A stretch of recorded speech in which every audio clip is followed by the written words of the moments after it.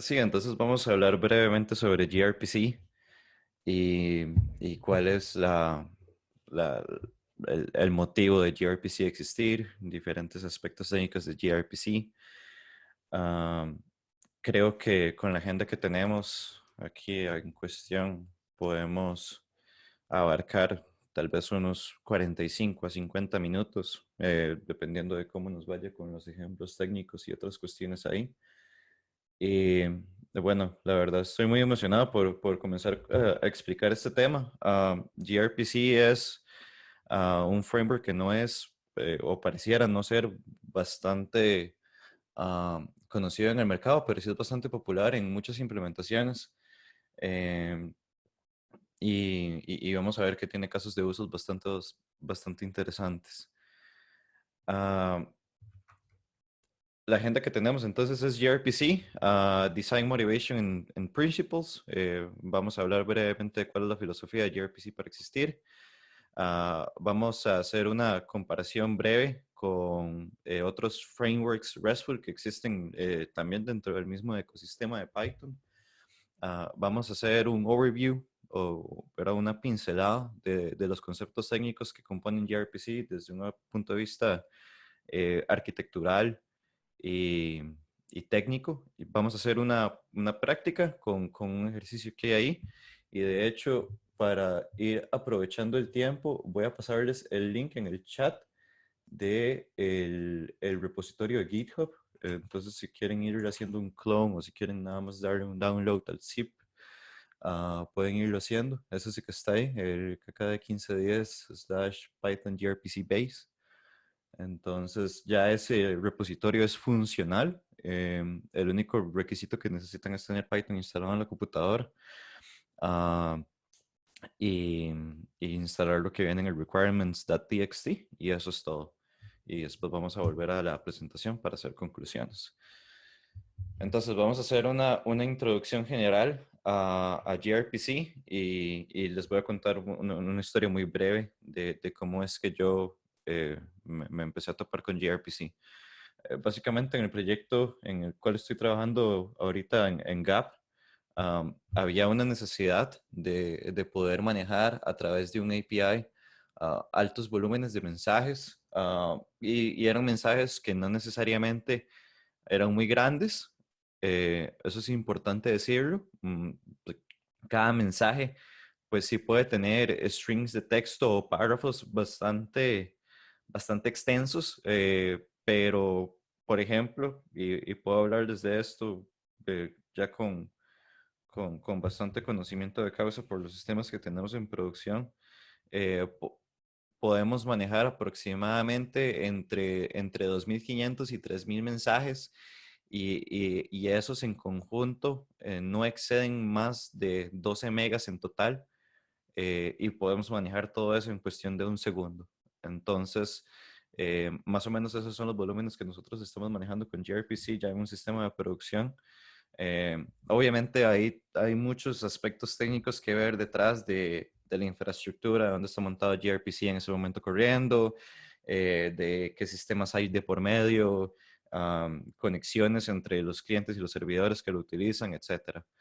Pero entonces, ese era el requerimiento y dijimos, bueno, pues entonces, ¿cómo lo atacamos? Y entonces llegó gRPC al escenario.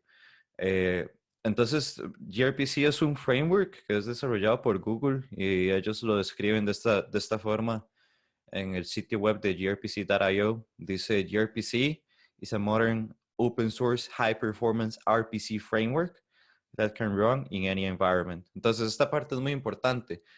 gRPC es un framework para generar los APIs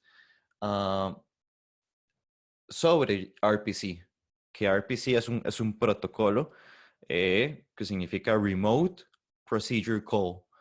Y básicamente eso significa que no es RESTful. No vamos a crear un RESTful API per se sobre gRPC. Vamos a crear un API RPC. Y eso pues implica, ¿verdad? Un cambio completo de paradigma de por qué escoger RPC de educar a quienes van a ser usuarios del API de que no es un framework RESTful based, sino que es RPC. Es un protocolo completamente diferente, pero hay motivaciones muy interesantes para escoger RPC como el underlying foundation, ¿verdad? Del framework. Para seguir con la descripción, dice, it can efficiently connect services in and across data centers with pluggable support for load balancing, tracing, health checking, authentication. O sea que entonces con RPC, con gRPC, podemos conectar servicios, ¿verdad? Que tienen diferentes foundations, ¿verdad? En sus lenguajes de programación, cómo están hechos naturalmente.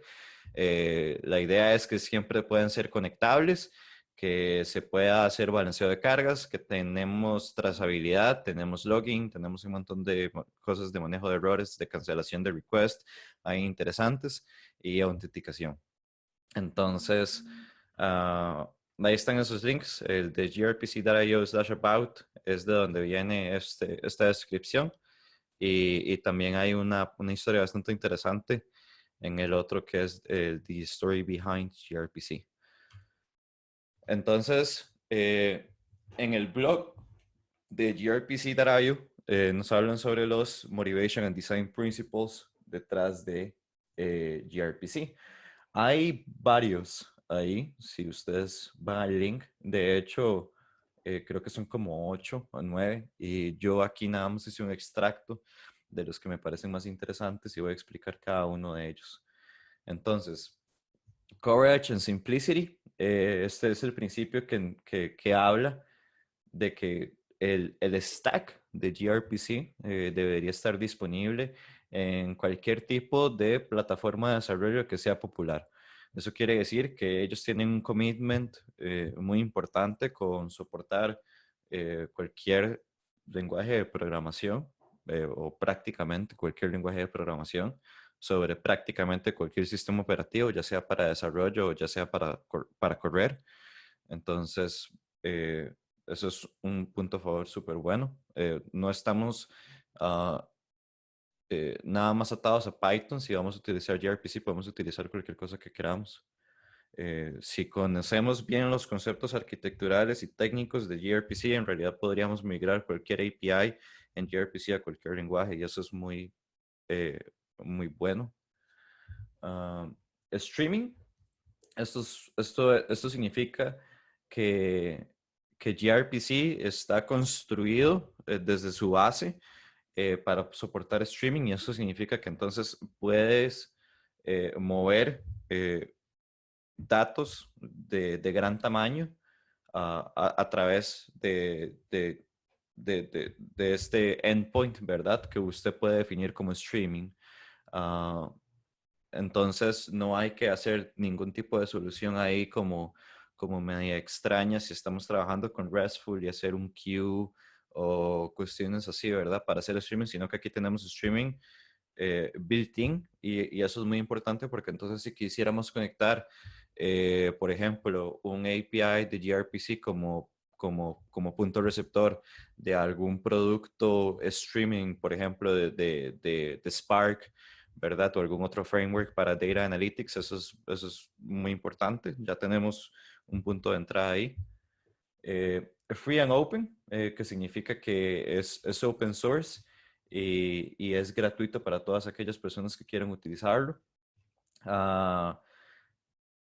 Y Payload Agnostic, que esto significa que gRPC en realidad a él no le interesa qué va a recibir o qué va a enviar de vuelta por sus endpoints, porque al final de cuentas gRPC utiliza esta cosa muy importante que se llaman protobuffers, ya ahorita los vamos a ver, y en los protobuffers usted puede definir la estructura de qué es lo que usted va a enviar en gRPC, pero cómo usted maneja el mensaje cuando usted lo recibe queda a discreción del developer y, y no tenemos prácticamente ninguna restricción ahí porque no estamos atados a un tipo de mensaje específico que sea JSON o que sea XML o que sea lo que sea, porque esto no es RESTful, es RPC.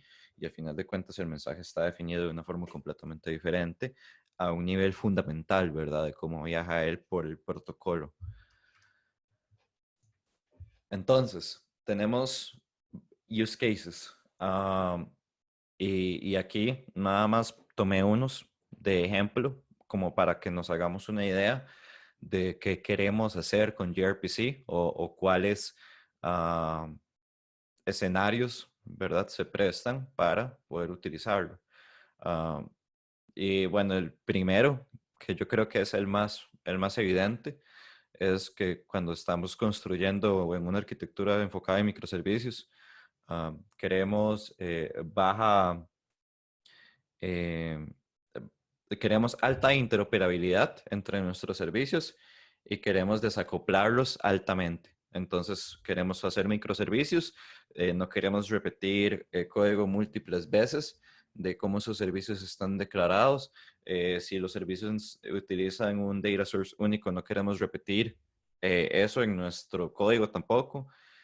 Si los servicios se comportan de alguna forma similar o comparten estructuras de sus mensajes, tampoco queremos repetir eso. Entonces gRPC se presta súper bien para construir microservicios.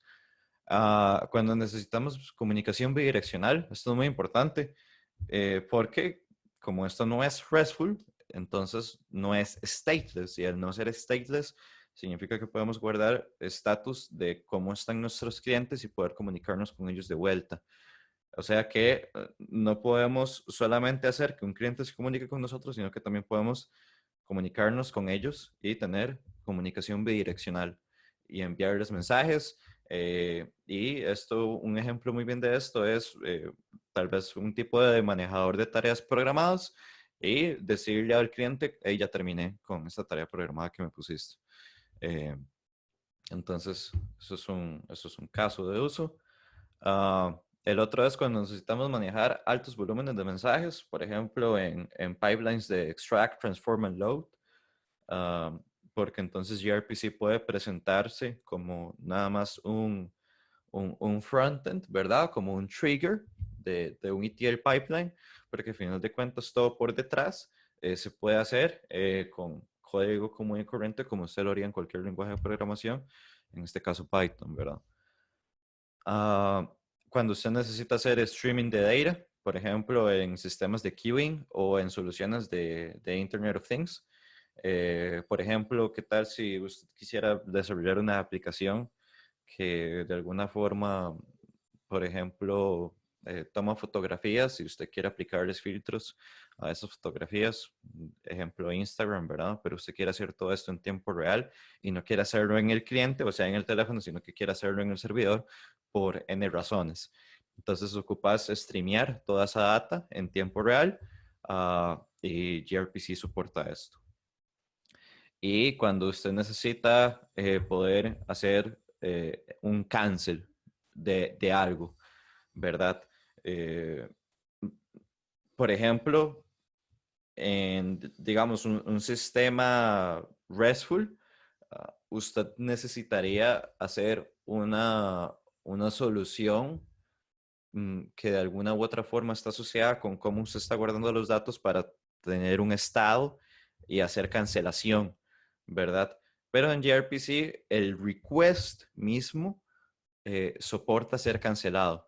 Eso quiere decir que entonces el request tiene un estado en el que usted puede definir que si se ya terminó, si se está haciendo y si se está haciendo, entonces usted lo quiere cancelar.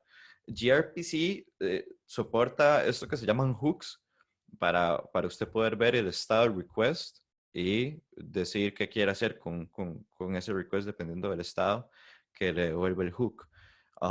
Y ya cómo usted quiere manejar lo que el hook le da a usted, queda a su criterio, pero lo importante es que nos permite ver ese estado de ese request.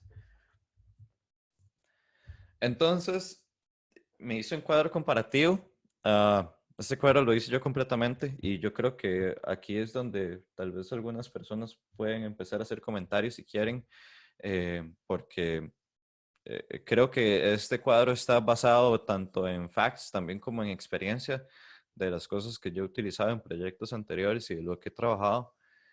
Entonces, pues sí, comenzamos con el primer punto que es HTTP2.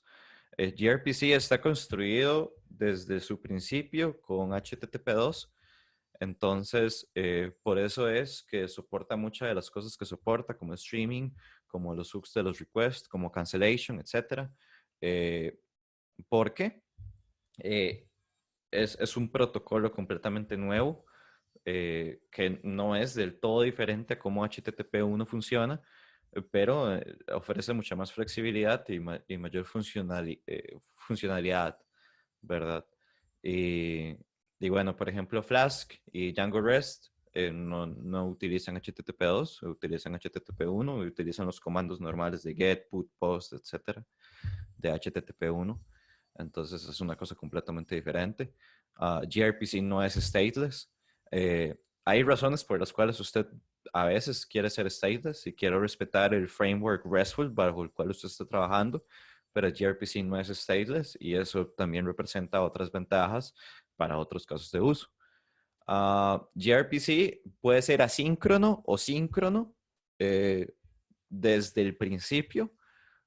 Usted define qué tipo de servidor quiere usted correr o inclusive dentro de un tipo de servidor N, usted puede definir servicios asíncronos o síncronos. Y eso es muy chiva porque significa que entonces usted puede tener ahí un mix de cosas dependiendo de qué tipo de servicio usted esté ofreciendo, ¿verdad? Y cuál sea su caso de uso. Native JSON Support. Sí, sí tenemos Native JSON Support, pero tenemos que utilizar extensiones de Google para los proto-buffers. Todavía no hemos hablado de ellos, pero ya ahorita vamos a llegar ahí. Entonces, uh, eso significa que entonces si queremos trabajar específicamente con ese tipo de dato estructurado, podemos hacerlo. Eh, no porque no porque no sea RESTful significa que no podemos utilizar JSON. Eh, y eso es una distinción muy importante que hacer, porque entonces igual podríamos llegar a algún tipo de acuerdo con nuestros clientes que aunque ellos no sean RESTful, pueden enviarnos JSON y eso es muy importante.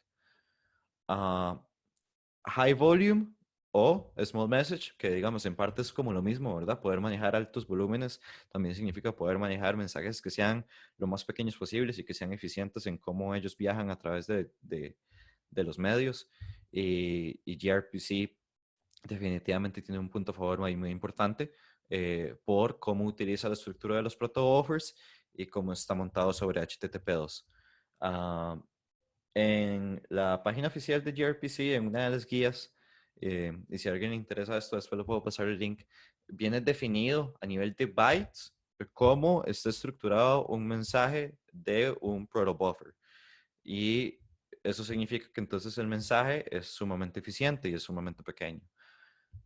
O sea que no tenemos tanto overhead proveído por HTTP ni por RPC, sino que la mayoría de nuestro mensaje a nivel de bytes es datos y eso es muy ventajoso.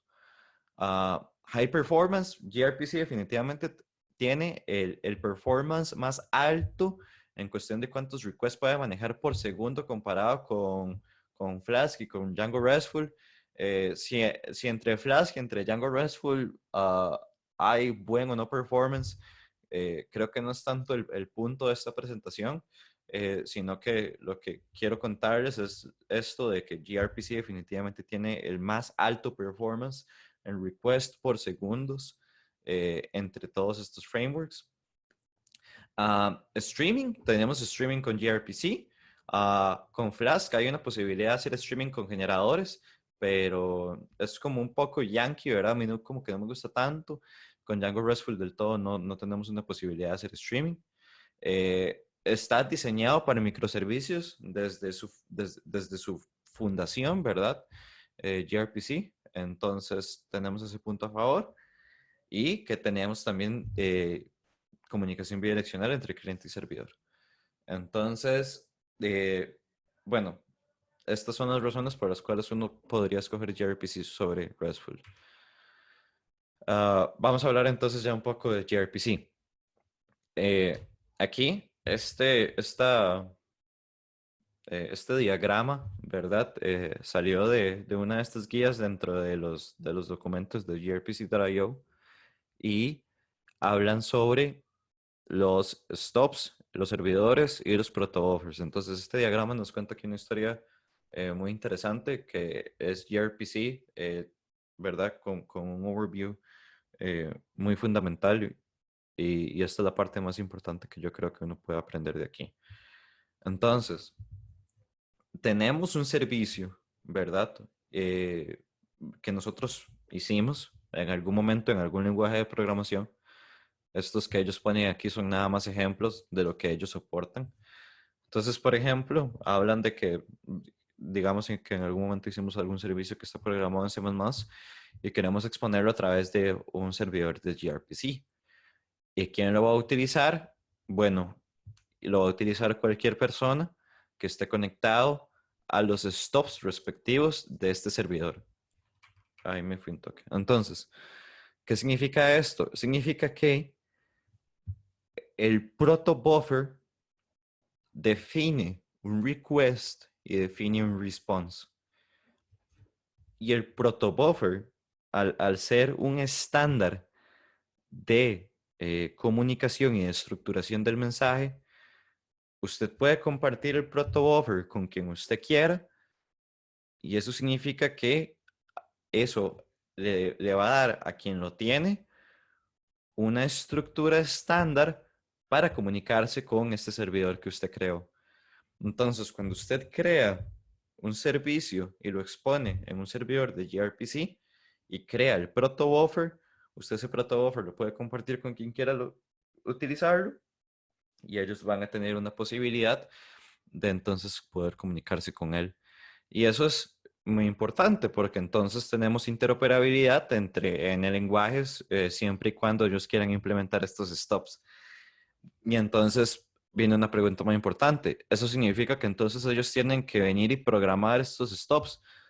No, porque Protobuffer, cuando Google lo creó, incluye un compilador de protobuffer al que usted le define un archivo fuente, que es el punto protobuffer, y se lo pasas al compilador y él crea eh, en su target el stop que uno vaya a utilizar. Y eh, ese compilador existe para todos los mismos lenguajes que gRPC soporta, que son un montón. Entonces, esto es el overview de cómo gRPC está funcionando, está hecho. Y creo que entonces es momento de hablar de los protobuffers. Y en un momento les voy a compartir el código para que vean cómo se ve el protobuffer, porque esto es como un poco abstracto. Entonces, uh, los protocol buffers are Google's language neutral, platform neutral, extensible mechanism for serializing structured data. ¿Esto qué quiere decir? Que entonces Google creó un formato eh, para serializar datos estructurados. Por serializar, estamos hablando como cuando usted agarra un objeto en su lenguaje de programación N y lo pasa a un JSON. Eso es serializarlo, es agarrar los datos que componen esos objetos, ¿verdad? A nivel programático eh, y pues, representarlos en un formato que se pueda transferir, que se pueda mover entre sistemas. Entonces, Google creó un mecanismo para serializar datos estructurados que es neutral con respecto al lenguaje y neutral con respecto a la plataforma donde está hecho originalmente. Entonces podemos trasladar un protocol buffer de cualquier lado a cualquier lado. Y esto es muy bueno para establecer reglas, o sea, contratos entre servidores y clientes para tener una alta eficiencia en el tamaño del mensaje, volviendo al punto anterior de que casi todo lo que viaja digamos, dentro de un mensaje de gRPC es datos, no es overhead. Y tenemos es fuertemente tipado. Entonces, cuando nosotros declaramos un protocol buffer, significa que tenemos que declarar específicamente qué es un string, qué es un integer, qué es un array o qué datos están repetidos, ¿verdad? Así es como le llaman ellos. Inclusive tenemos que definir cuáles endpoints, ¿verdad? Soportan cuáles tipos de mensajes y cuáles endpoints son streaming o cuáles endpoints soportan como un request y un reply, etcétera. ¿Qué no es bueno de los protocol buffers? Bueno, los protocol buffers no son human readable.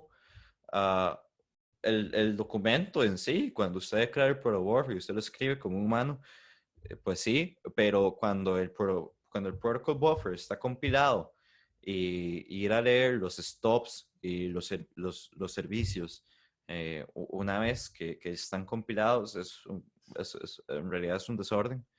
Eh, no le recomiendo a nadie como que intente entenderlos de forma muy compleja para, digamos, como si su objetivo es tener un API up and running, su objetivo no debería ser necesariamente comprender en profundidad todo lo que fue compilado del compiler de Google, del ProBuffer. También, por ejemplo, si usted, por ejemplo, ve el paquete transitar en la red, digamos, como usted pone un analizador de paquetes en la red y agarras o interceptas, ¿verdad? Un protobuffer que va viajando por ahí. No intento leerlo porque indesencriptable, a menos que usted pueda conocer con certeza cuáles bytes corresponden a cuáles campos. Y eso solo sería posible si usted tiene de vuelta el protocol buffer que define el contrato, ¿verdad? Que define el mensaje. Y tampoco es bueno si sus mensajes, ¿verdad? Tienen estructuras que van a estar cambiando drásticamente en el tiempo.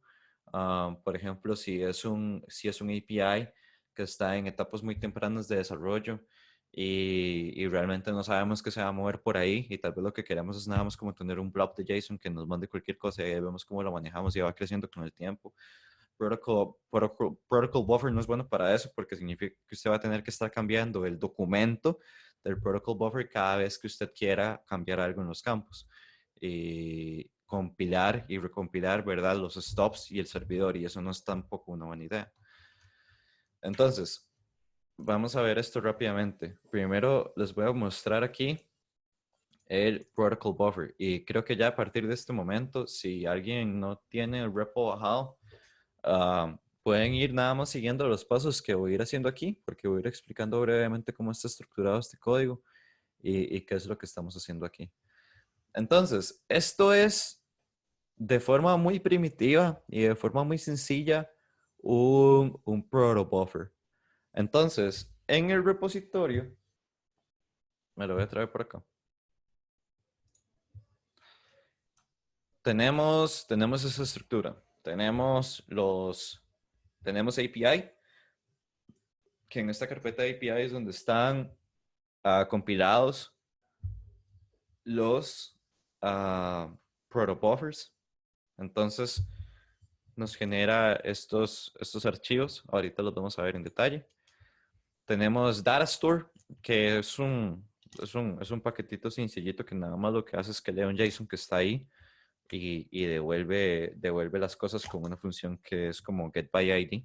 Entonces, no quería como tener algo muy overkill para esta presentación, como que montaran una database con SQL y algo así, ¿verdad? Nada que ver. La idea es nada más como que en este mismo repositorio todo este contenido, entonces ahí en ese JSON está la data con la que vamos a trabajar. Y tenemos protobufers, y adentro de protobufers tenemos la carpeta API que está vacía. Esa carpeta funciona nada más como un punto de entrada para que el compilador sepa en dónde tiene que ir a tirar el compilado de vuelta. Y aquí es donde está el spacetelescope.proto, que fue el que definí aquí. Ya lo vamos a ver. Y tenemos... Ups, me fui muy arriba. Y aquí también tenemos el server, que este es el server ya el que vamos a dejar corriendo y el que vamos a empezar a probar. Tenemos Servicer, que aquí es donde están los servicios que van a estar adjuntos al servidor que está corriendo. Y tenemos tests. Entonces, hice una parte de integration testing bastante sencilla y, y con esto podemos empezar a probar el servidor sin necesariamente ir a correr con un cliente. El otro detalle que van a necesitar es que si quieren entonces un cliente bastante bonito para probar esto con un GUI, les estoy dejando aquí un link en el chat. Lo pueden bajar. Es relativamente sencillo de utilizar, que es BloomRPC. BloomRPC es un cliente RPC open source eh, y con esto podemos ver con un GUI ahí bastante tuanis, bastante interactivo, cómo funciona el servicio que estamos exponiendo, ¿verdad? En gRPC. Y vamos a ver el código entonces. Creo que esta ventana no lo ocupamos más y creo que aquí estamos bien. Ok, cool. Entonces, esto es de forma muy elemental el protobuffer. Entonces, el protobuffer primero define eh, esta variable, ¿verdad? Que es syntax. Syntax puede ser proto2 o proto3. Son como las dos versiones activas de protobuffer. Si alguna vez, por ejemplo, tuvieran que llegar a ver un sistema de estos ya open running en producción, probablemente uh, podrían toparse un Proto 2. La diferencia entre Proto 2 y Proto 3 son pocas, pero son importantes. Por ejemplo, que en Proto 3 todos los mensajes son opcionales. En cambio, en Proto 2 todos los mensajes eran mandatorios a menos que usted especificara una directriz de opcional. Entonces eso nos da un poco más de flexibilidad para trabajarlos en Proto 3. Y tenemos otros tipos de datos nativos en Proto 3, que ya vamos a hablar sobre los datos, los tipos de datos nativos que soporta ProtoBuffer. Aquí, digamos, tengan en cuenta que hay demasiados detalles en profundidad que he estado obviando, ¿verdad? A propósito, porque el punto de la charla es que veamos cómo gRPC funciona y que lo tengamos open running como un proyecto así sencillo en nuestras computadoras. Pero sí hay mucho detalle, digamos, por ejemplo, del protocol buffer que podríamos hablar aquí horas de horas, porque, por ejemplo, en esta charla no voy a explicar cómo se declara un streaming, cómo se declara un array en protobuffer, cómo se hacen transformaciones de JSON a protobuffer y back and forth y otro montón de cosas, ¿verdad? Entonces, eh, yo sí recomiendo como que, por ejemplo, si quisieran ver este link en profundidad, se los voy a poner aquí en el chat porque es muy interesante. Eh, pero entonces podemos hablar al menos brevemente de cuáles son los tipos de datos nativos que ellos especifican aquí.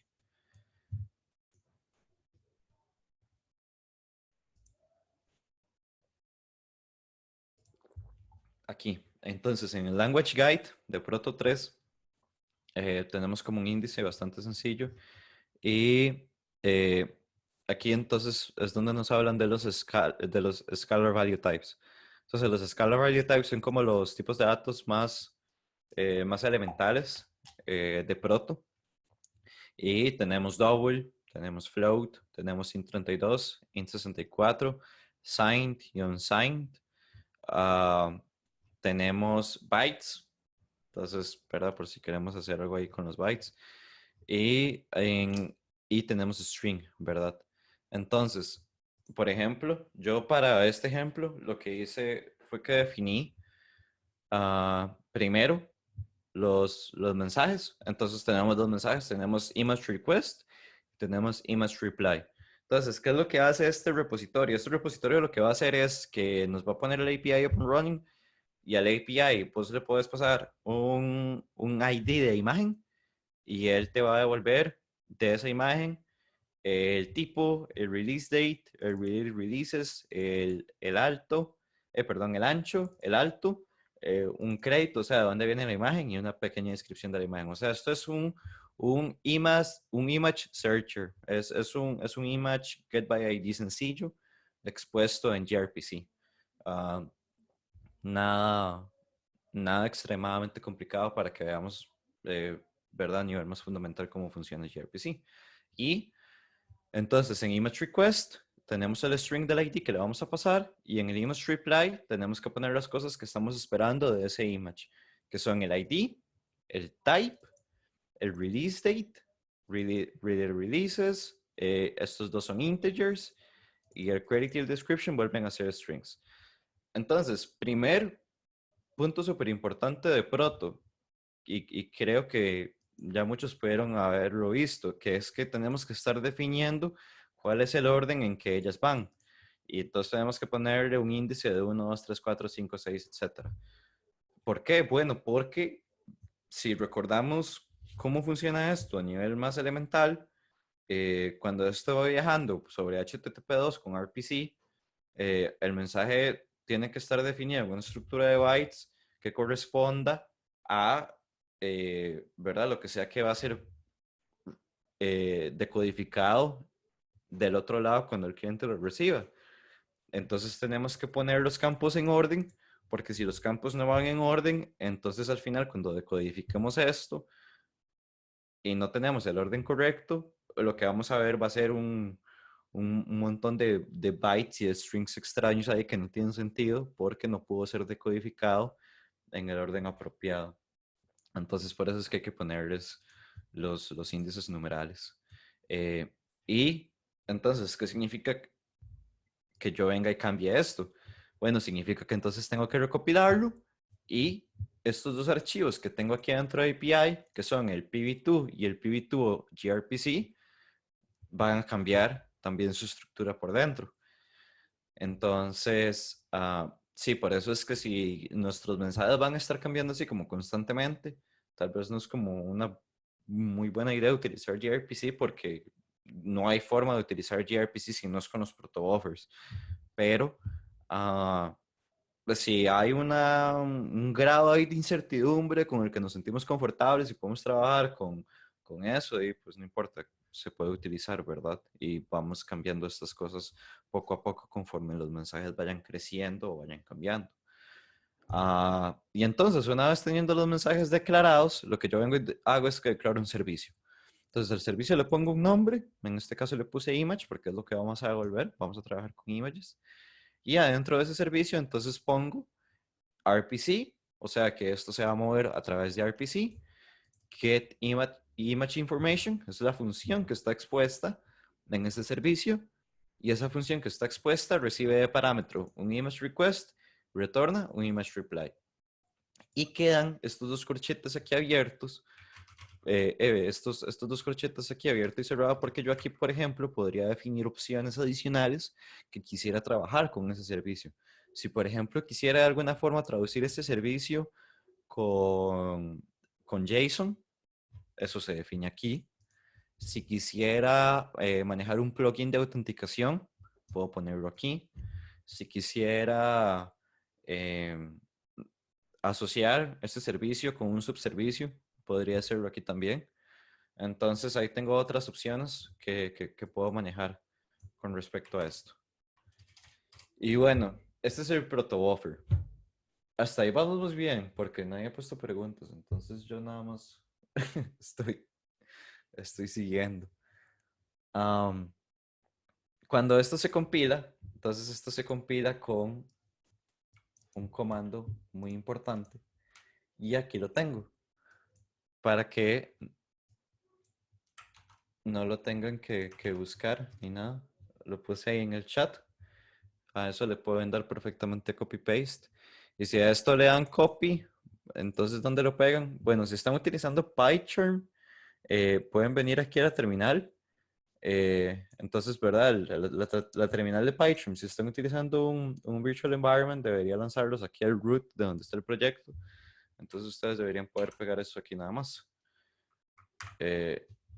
Y entonces este comando les va a generar el, el, los dos archivos necesarios de PV2 y PV2 gRPC. Cuando esto se hace, entonces el resultado son estos de aquí.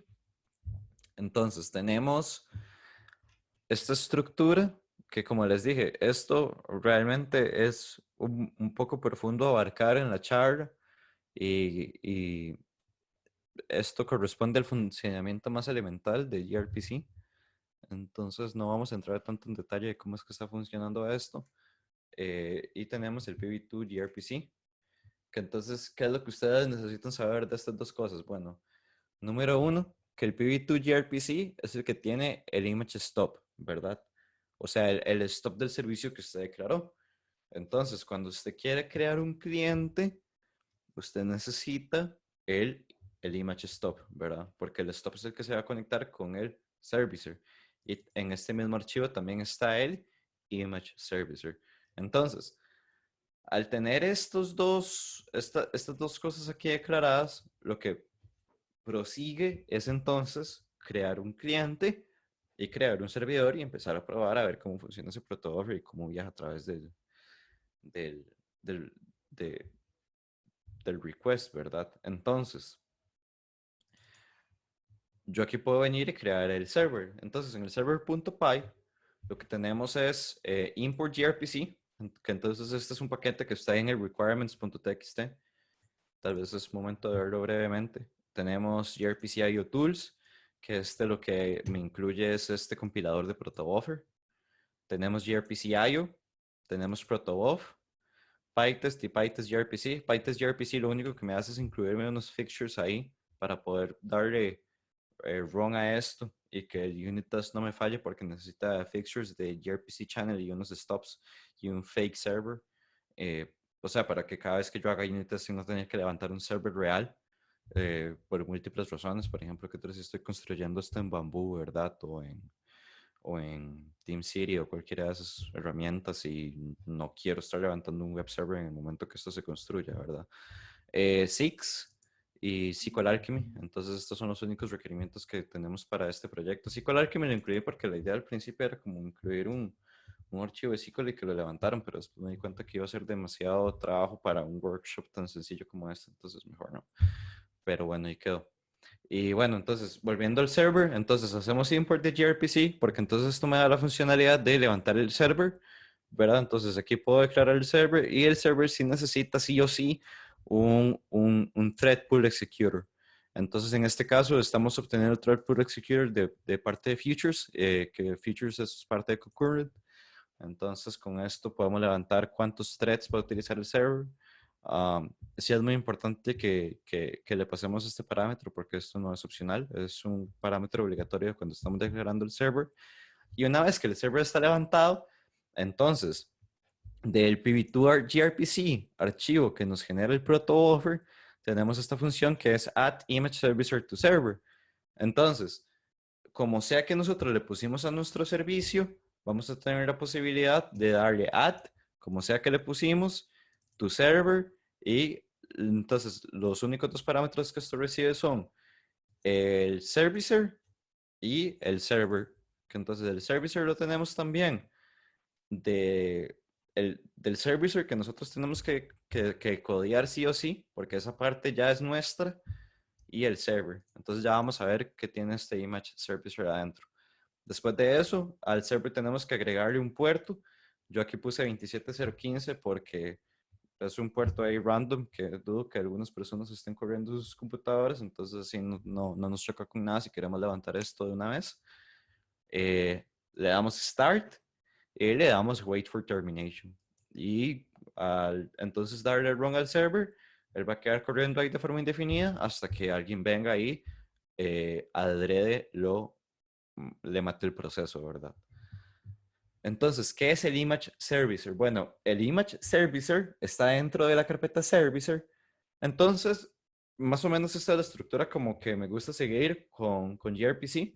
Adentro de Servicer tenemos los diferentes módulos, ¿verdad? O los diferentes paquetes que vamos a exponer a través de gRPC, que adentro de cada uno de ellos, entonces vamos a hacer la lógica correspondiente a lo que sea que necesiten hacer.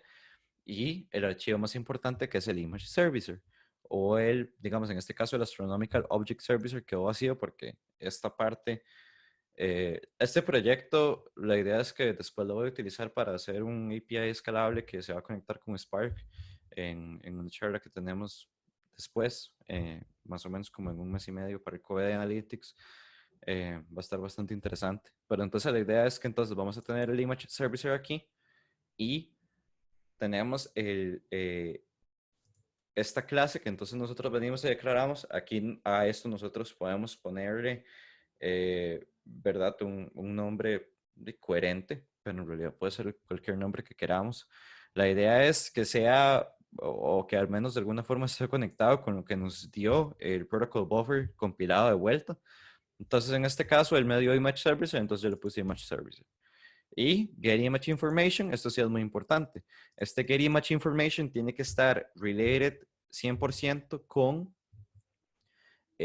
cómo nosotros la declaramos aquí en el protobuffer. Entonces, si en el protobuffer le pusimos get image information, en nuestro servicer se llama get image information. ¿Y qué recibe? Bueno, recibe request y recibe context.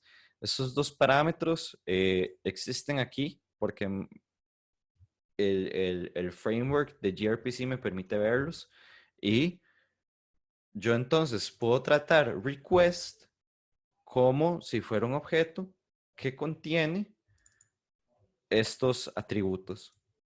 Y entonces significa que entonces si yo aquí tuviera n atributos, puedo direccionarme a cada uno de ellos como cualquier otro objeto en Python. Entonces yo agarro request.id y este va a ser mi parámetro que le voy a pasar a mi función de search. Y mi función de search ya es una cosa muy sencilla, que tenemos aquí el image search. Me hizo un search, recibe un ID, retorna eh, un image reader get by ID. Le paso el mismo ID para acá. Y el images reader, ¿verdad? El images reader básicamente es esta otra clase que tenemos aquí en el data store, que lo que hace es muy importante setearse a sí misma en el directorio en donde está corriendo actualmente para poder ir a leer el JSON que está junto a ella, leerlo y tener una función que hace un get by ID. Y eso es todo. Entonces, volviendo al image servicer, tenemos el ID, se lo pasamos al image search, recibimos el image de vuelta y ese image lo tiramos al image reply. Ahora, aquí yo tenía dos opciones. Tenía la opción de, por ejemplo, escribir algo como esto.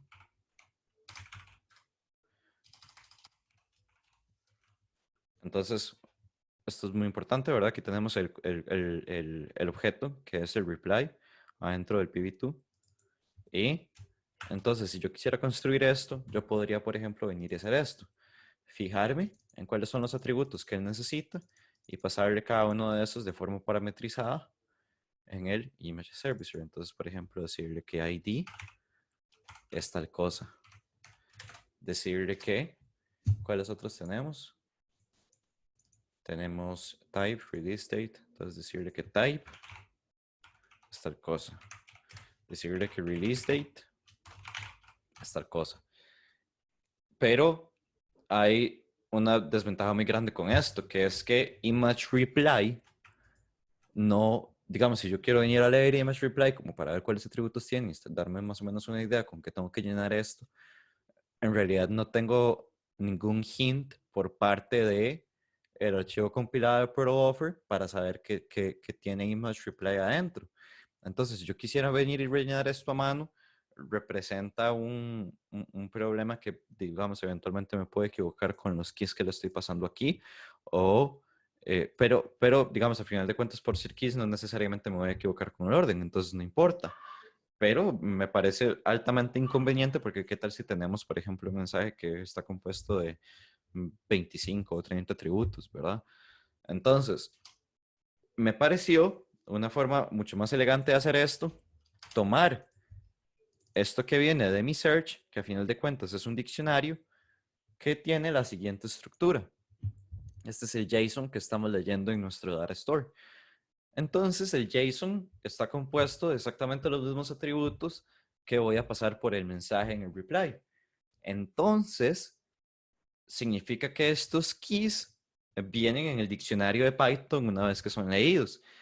Entonces, lo que puedo hacer es que nada más vengo y lo descompongo con asterisco, asterisco, y eso construye el image reply y yo no tuve que hacer nada. Entonces, básicamente eso es todo el repositorio ya visto en un overview. Entonces, voy a empezar a correrlo y vamos a probarlo rápidamente con el integration test y con Bloom RPC para que vean cómo se ve ese request. Entonces, hagamos primero este integration test. Aquí tuve que setear un par de cosas muy importantes.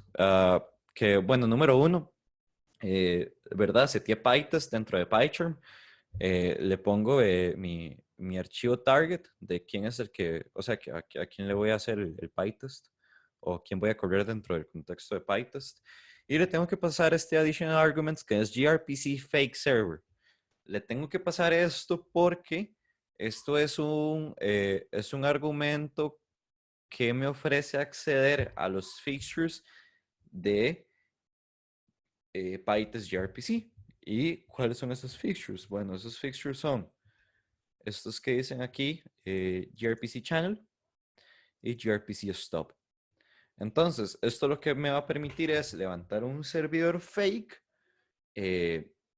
y a partir de ahí poder correr el get image information que está proveído en mi stop sin necesidad de levantar el servidor.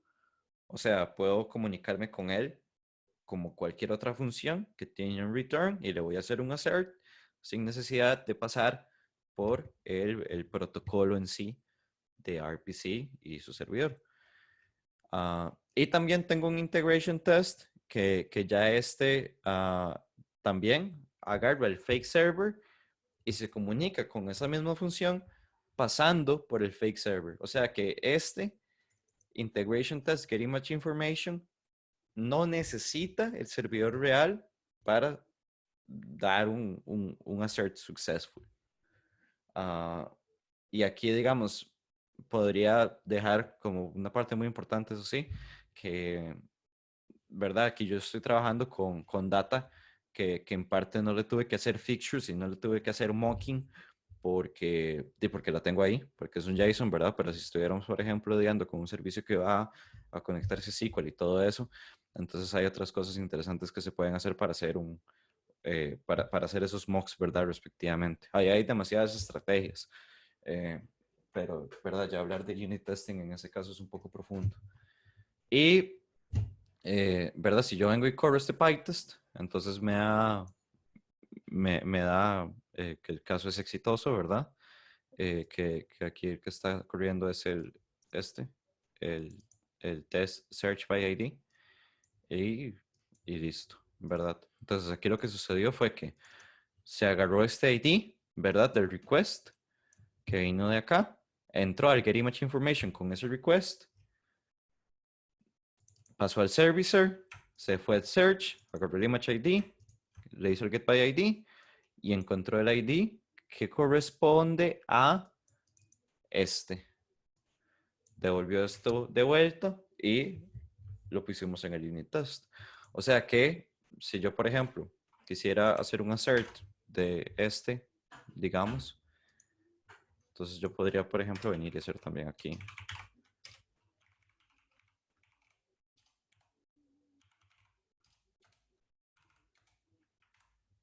¿Verdad? Y esto debería ser successful también. Entonces tenemos también una posibilidad de accesar cada uno de los atributos del response como cualquier otro tipo de direccionamiento en un objeto en Python. Entonces pongamos a correr el servidor y ahí está corriendo. En este caso no configuré login ni nada. Entonces aquí no nos va a tirar como ningún mensaje, nada más va a estar corriendo ahí. Y aquí la ventana está viva.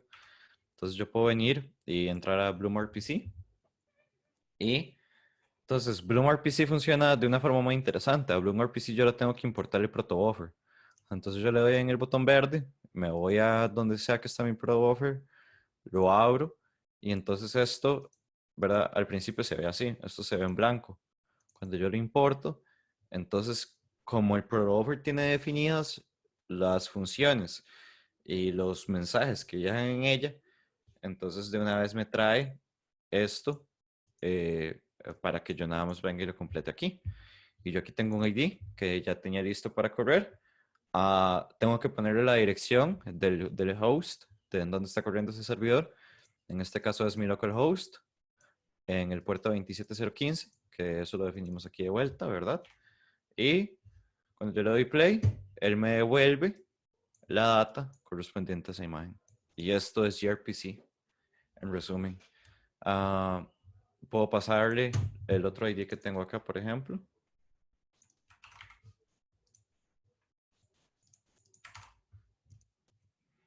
Ahí está esa data. ¿Qué pasa si le paso un ID vacío? Si le paso un ID vacío, entonces tengo que yo venir a codear explícitamente cómo quiero manejar eso, porque él no sabe, ¿verdad? Uh, ¿Qué pasa si le paso un request vacío? Exactamente lo mismo. Él no sabe cómo lidiar con eso. O sea que tenemos que darle, eh, tenemos que nosotros codear los casos de error que veamos factibles, ¿verdad? Aquí Andrés nos pregunta si el image reply le pasas un key erróneo, levanta un exception. Sí,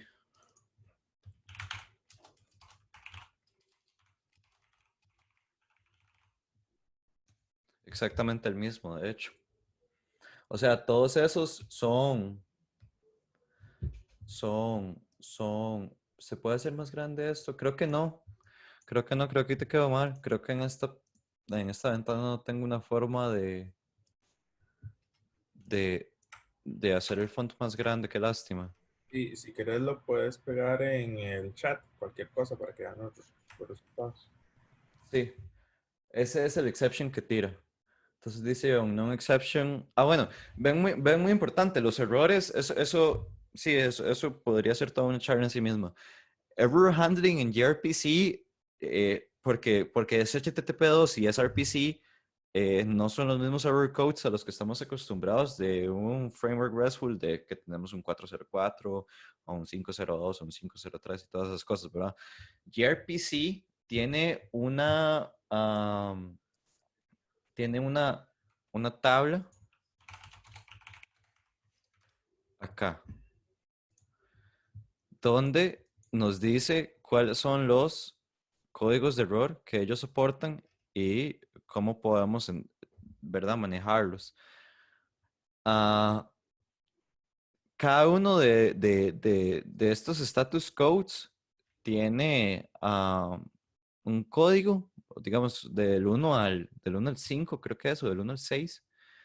Entonces, ahí, ¿verdad? Nos queda a nosotros como tarea ir a manejarlos. Les voy a pasar este link. Pero sí, eso es un punto muy importante. Error control en gRPC es una ciencia muy diferente a cómo estamos acostumbrados a hacerlos en un framework RESTful. Y bueno, yo creo que eso es todo lo que queda de decir con respecto al repo y a este proyecto. Un proyecto bastante sencillo. Ya aquí tienen un boilerplate para levantar un API de lo que quieran hacer. Eh, Recomendaciones, si tienen algún tipo de set de datos grandes que quieren traerse con algún tipo de estructura, sea SQL, sea Mongo, o sean JSONs, o sean CSVs, o lo que quieren expandirlo a través de gRPC, háganlo y pongan gRPC digamos, como hacer algún tipo de performance testing, ¿verdad? Y ver qué tan pesado es eh, pasar todos esos datos a través de gRPC. Se van a dar cuenta que el framework es súper eficiente, es súper rápido y, y que eso es pues, en mi opinión, el mayor punto a favor que tiene. Y yo creo que es como tiempo de ir cerrando. Voy con las conclusiones, que son estas. escribí 4 conclusiones bastante sencillas para que se queden con este mensaje. gRPC funciona muy bien cuando la arquitectura está diseñada alrededor de los microservicios desde el principio. Hay que valorar la arquitectura de la interoperabilidad entre los sistemas que vamos a estar manejando sobre nada más tener buen rendimiento, ¿verdad?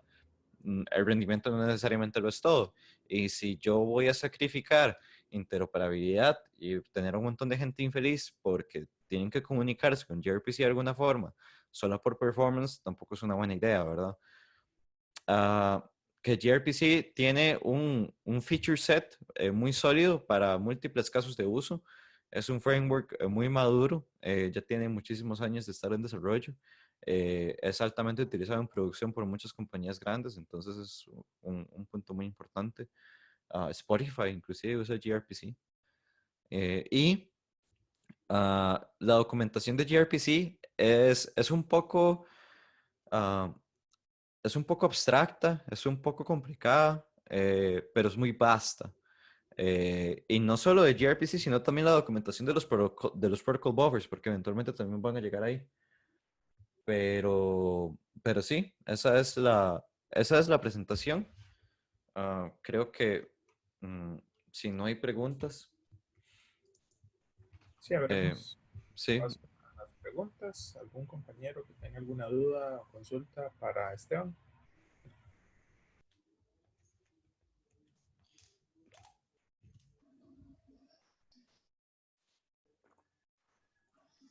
Yo creo que sí quedó bastante claro, inclusive tocó hasta test, que era algo que no pensé yo que fuera a tocar en este momento.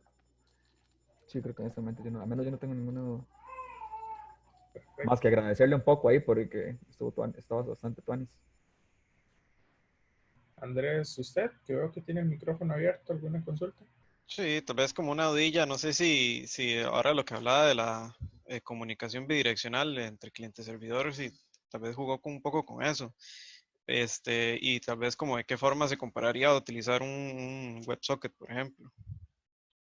Sí, eso es una muy buena pregunta. Yo creo que con respecto a cómo se compara con WebSocket, pues es bastante similar. Ah, Ahí lo único es, sí, pues que en esencia, ¿verdad? El mensaje que viaja es, sí, pues es un poco diferente, ¿verdad? Porque al final de cuentas tiene que ser definido en el protocol buffer. O sea, como para yo tener comunicación bidireccional con el cliente, igual tengo que volver aquí al protocol buffer y definir las pautas bajo las cuales esa comunicación bidireccional va a suceder.